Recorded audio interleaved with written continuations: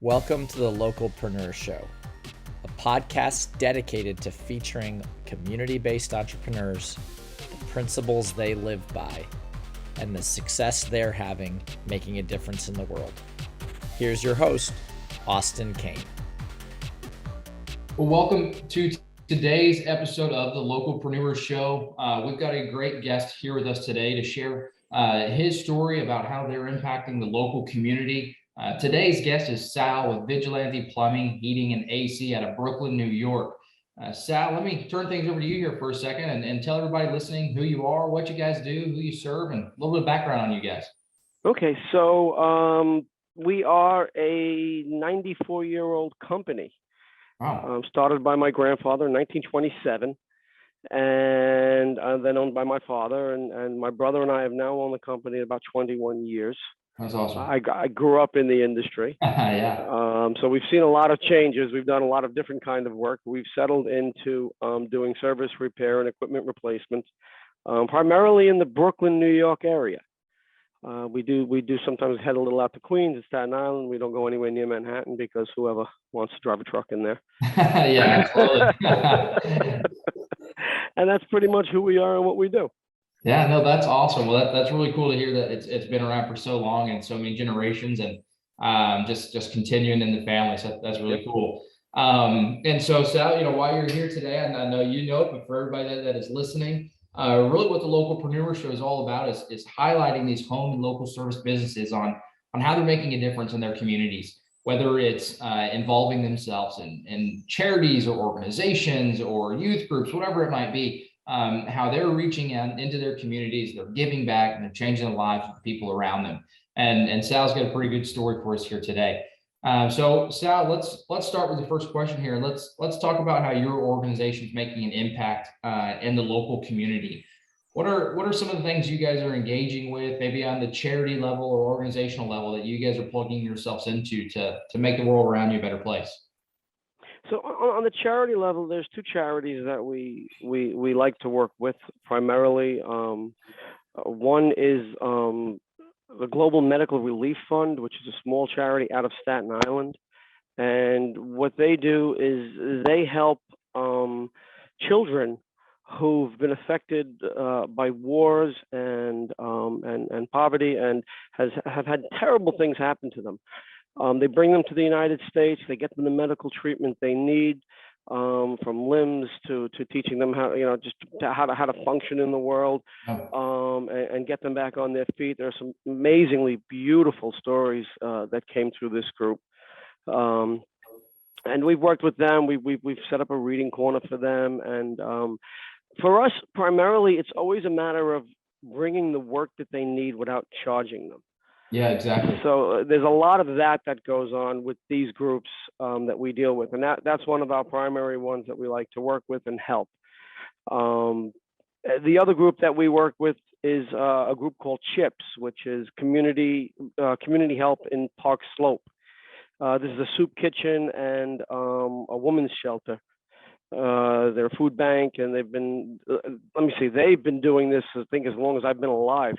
Oh, wow. And I remember working there as a young technician. So it's kind of just been one of those things that we've always been connected to as a company, as a community, trying to outreach to these people to help them because of the beautiful work that they're doing.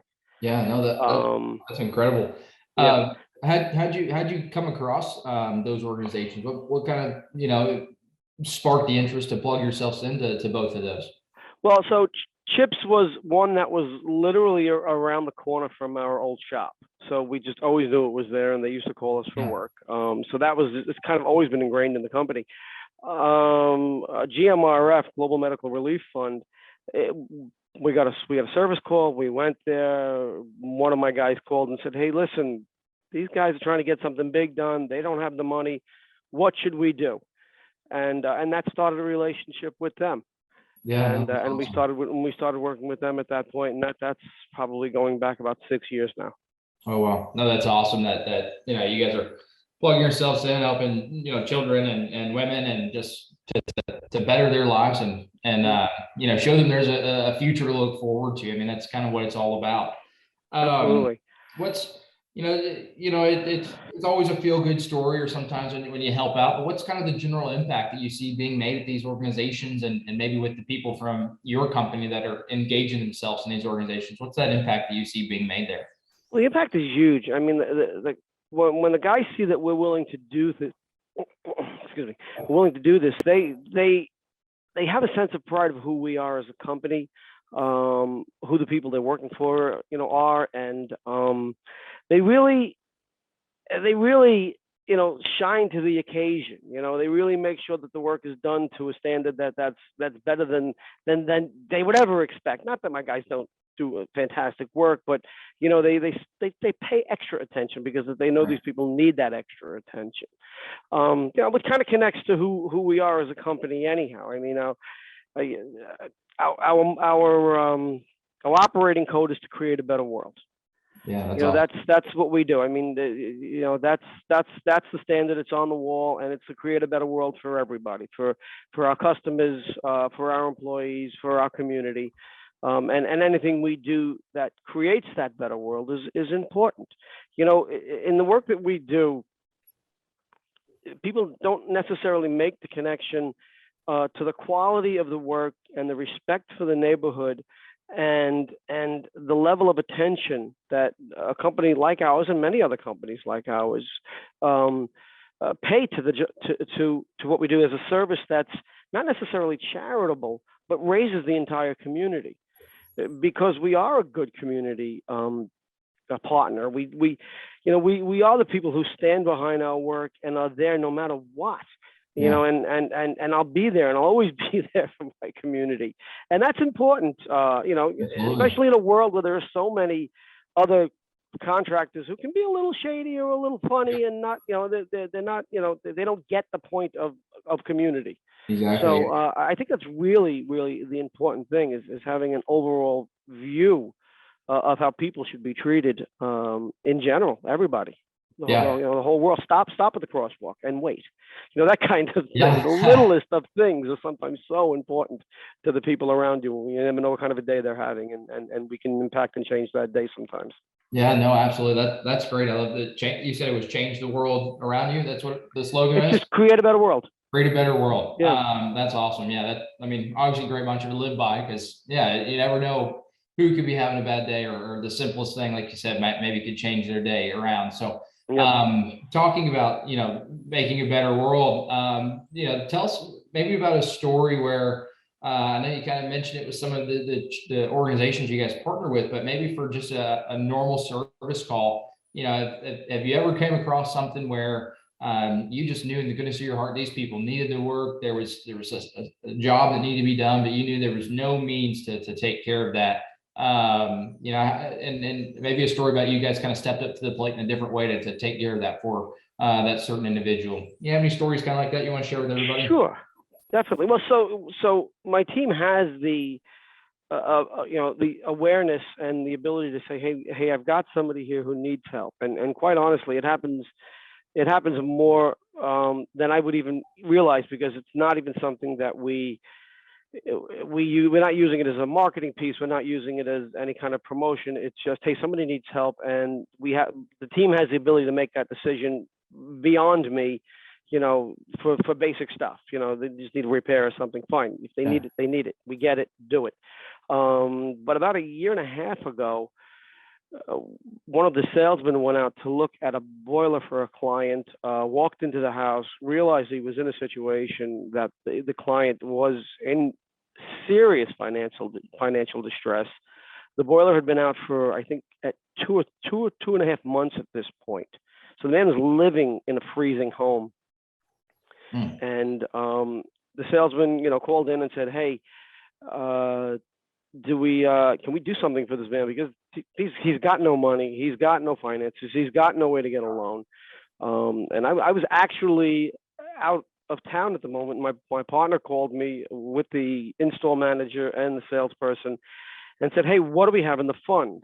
And the fund is, we have a fund called the Vigilante Elderly Heating Fund, or Michael Vigilante Elderly Heating Fund. My older brother Michael had passed away now some years ago, Oh, sorry and to hear he was thank you. He was one of these human beings that had deep care for people. that. And in fact, we used to tease him that, old ladies could always take him. You know, if they were old and they were cold, that's it. He's done. He's got to do it. And when he passed, we created a fund in his name That's awesome. and keep money in that fund for people who need the help when they need it. And when I heard Mr. Edgar Balance's story, I said, listen, I don't care what's in the fund. Obviously, we're going to do this for this man. So we're just going to, we need to just get it done. Yeah. And we did. And we replaced his boiler and we replaced his water heater. I think we even patched a hole in his roof at that point, temporarily until we can get a roofer in there. But yeah, he was incredibly grateful and it was a beautiful thing. Yeah, no, absolutely. I can only imagine. That's one of those things that, it's, it might seem small to you guys or maybe the world looking in, but to him and that guy, I mean, shaping his future to know that, now his home is safe and he can be comfortable and at least more comfortable than he was and kind of check that off the worry list. So, yeah, that's incredible that you guys do that. And I'm sure your older brother's looking down is seeing the work that you guys are doing in his name. I'm sure very proud too. So, that's awesome to hear. Switching gears a little bit to talk about some of the people within your organization. I mean, obviously you guys are doing a whole lot in your communities. You guys live by some great slogans and about just making the world a better place. And so let's talk about your organization and the impact that you guys make on the people under your roof. What are some of the things that keep people involved and how do you guys help maybe train them to become better professionally and personally and maybe even go off and start their own business one day? Yeah. So we do have meetings weekly, like many companies, and our meetings are structured very clear. We have 4 meetings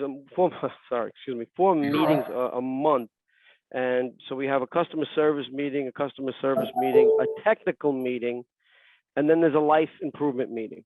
And those life improvement meetings can be anything from how to live a healthy life, how to, physically, or live a healthy mental life, how to save money, how to build personal relationships, how to move better.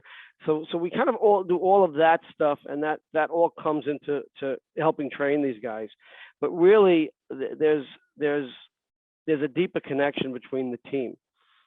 And I know this it may sound a little harsh, but it's all about having the right culture in your company. And culture is something that is so deeply important. I had an ex-employee had left and started his own company. And quite honestly, he had wonderful work. He had wonderful jobs. And he took all this great work and 5 years in, he walks into my office and he looks at me and goes, I'm done. I'm out. I can't do it anymore. I can't take the men. I can't take the customers. They're all terrible. Yeah. And I asked him a question and I said, well, what's the culture of your company? Because kind of turned his head and looked at me like, what do you mean, the culture? I said, well, what do you believe in? What do you think about? What do you talk about? And he's not the only guy I've ever had this conversation with. I met another plumber who literally bought a 100-year-old company, lost it in 20 years, and the same question: what was the culture? And he couldn't answer the question. What we had learned back in 2012 was that the direction you drive your culture is absolutely important to pay attention to, because if you're not paying attention to it, the most powerful person in your company will drive your culture. Exactly. Yeah. And that was important to understand that if you weren't dealing with the right people and in the right places, and if you left the wrong people in your company, you could end up with a company that was that the culture was run by those wrong people. That's exactly right. Yeah. This is a tough thing in this industry, right? This is hard. You have a top performer who is bringing a lot to the table as far as money to the company, but he's a jerk. And he's doing damage to the company in the things he says and the actions that he takes. Do you make the decision to move him out of the company to protect the rest of your team? You have to. Yeah, and it's absolutely. protecting that team that keeps that team together. I'm sorry, I didn't mean to cut you off. No, you're right. I was gonna say it's all about having the right people on the bus. It's the tough call sometimes, because sometimes the best person performance wise isn't the best person ethics wise. It is. I'm sure it is a very tough decision, and especially in your shoes when you have to make that final call. It's absolutely tough, but it's not as tough as you think it is when you really think of the power it has to create a team that's moving forward and is going to drive forward. There's also the give and take in this life. And I said back in 2012, we learned a lesson. But in 2012, we got hit with Superstorm Sandy. I know some people have heard of that, but if you look at the line behind me on this wall, that's the level the water came up to. Oh, wow. Wow. So in an evening, we lost everything.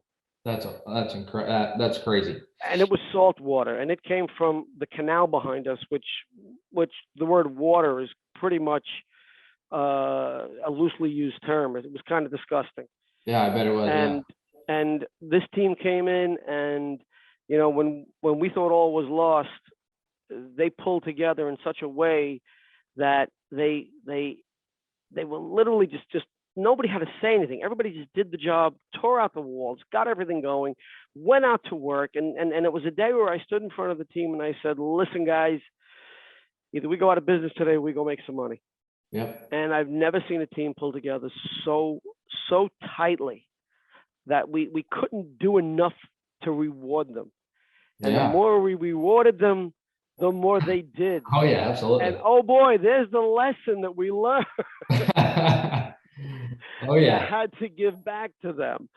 And those lessons are huge, and just doing good business. Like I said back before, having a way of doing business that's respectful to the community, respectful to the people that work here, respectful to our clients, matters.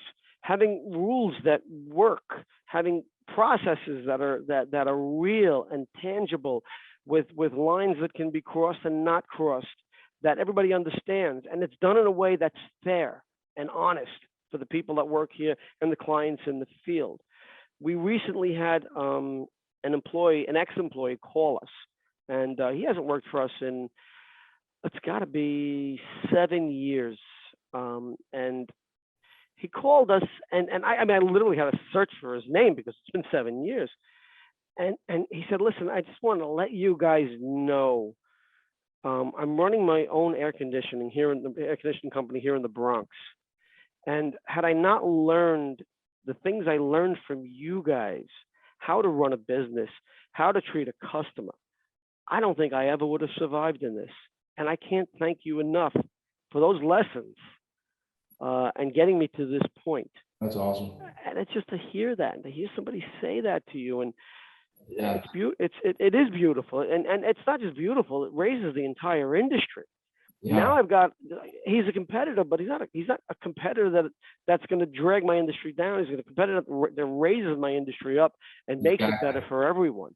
Exactly. And that's the beauty of something like that is, great. Listen, I'm not dumb and I'm not ignorant. I know that these men are going to want to go on to make their own lives, and that's fine.